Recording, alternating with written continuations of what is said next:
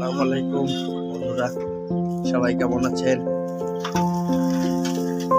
আশা করি সবাই ভালোই আছেন।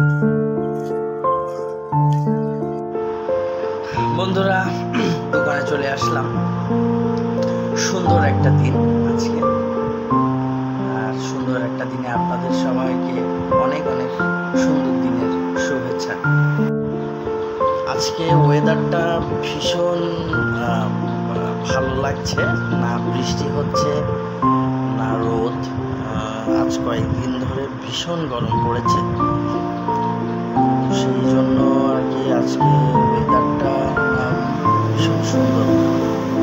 চলুন ওয়েদারটা উপভোগ করি।